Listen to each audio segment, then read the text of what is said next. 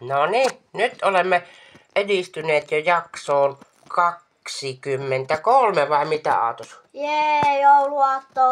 Juhu. Huomenna on jouluaatto, se on kyllä aika kiva jännä juttu. Jee. Mikäs ääni täällä kuuluu?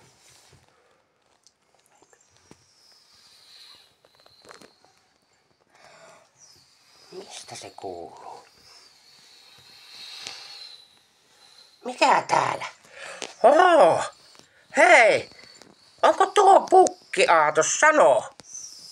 Kyllä. Missä se on se pukki? Näyttää oudolle maisemaa.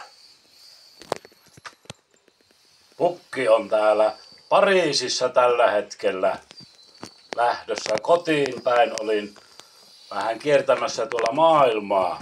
Mitäs sinä sinne lähit ennen joulua? Kiersin vähän katselemassa paikkoja ja maisemia. Ja nyt taitaa olla sen verran kiire, että täytyy joutua korvatunturille tästä. Onneksi älysit jotakin. Täällä jo porukat on aivan hiilenä, kuule. Sulla on pyrstötähti mukana. Kyllä vaan.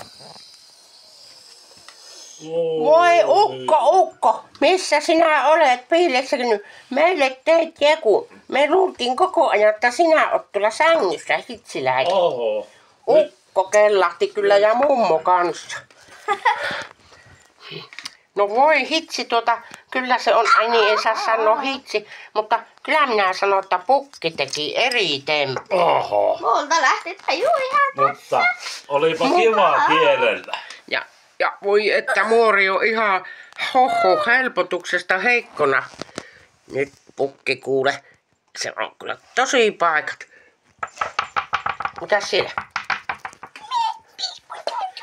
Pikkutontutkin tulevat. Terve vaan tontut. Missä sinä oot ollut sekin pukki, puks? Kiertelin vähän maailmalla. Ja soppatonttukin on tehnyt sulle vaikka minkälaisia soppia, että heräsit, jos sinä oot jekuuttanut meitä kauheasti. Toivottavasti soppaa riittää vielä, on nimittäin vähän nälkä. Minä jo luulin, että minun pitää tehdä sinulle hautajaissoppa, kun sinä et millään nouse tuolta sängyltä. Etkä sä lyö nousta, kun on jouluaatto. No, onneksi on vielä toivoa. Huomenna jatkamme ja katsomme, miten se aatto sujuu. Mitenkä pökerryksissä tuo pukki onkaan. Hän on ainakin lihonnut tuolla reissulla Italian ruokia ja Ranskan ruokia, mitä lie syönyt. Hyviä herkkuja oli, Pukki. mutta ei ne korvatunturin puuroille vedä vertoa. Okei. No, katsomme huomenna jouluaaton. Mikä se muori siellä vielä höpissä? Minä palaan tästä.